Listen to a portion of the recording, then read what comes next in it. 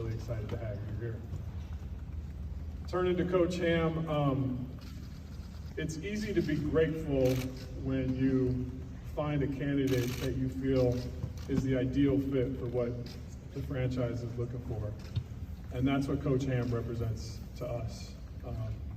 When you have a career coaching journey that starts out in the G League and you earn your stripes as a GM and as a head coach, and your arc takes you to strong franchises that have had success, including a championship at his last stop as a lead assistant coach on the Milwaukee Bucks.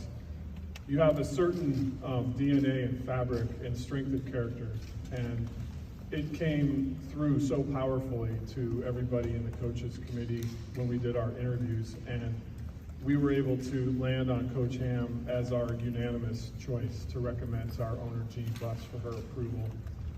And I'm just incredibly proud to be able to sit next to him for what he stands for as a man, as a coach, as a dad, as a husband, and to farm together to lead this franchise to the next chapter.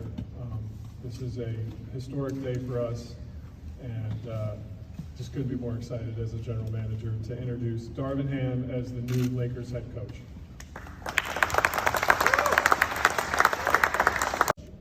Well, it's how can they compete together? You know what I'm saying? Like, it starts on the defensive end, and from there we're going to build back towards the offense. I think the type of spacing for our one-end style, which I'm going to implement, is going to help all parties. My goal is, again, continue with the development of our younger players and to make those guys comfortable where they're not having to run to a telephone booth and throw a cape on and try to save the day. Everything has to be a team effort. Again, competitive, together, and accountable. And if there's mistakes made, I have to be able to coach those three guys like I do the rest of the roster. It can't be, you know, we have the saying, it's like facts over feelings. And, you know, once you see the film and it's a fact that you missed your assignment, then that has to be pointed out. Because if I can't point that out to one of our big three, then the last man or somebody in the rotation, they're not going to take what we're doing seriously. So it has to be consistent across the board. Best players our league has ever seen.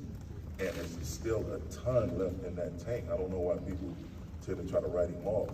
I'm going to approach him like I do every player I've ever encountered.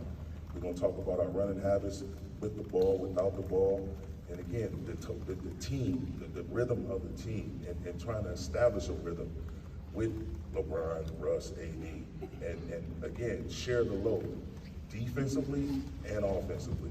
Defensively is where you're going to see us make our biggest leaps and bounds.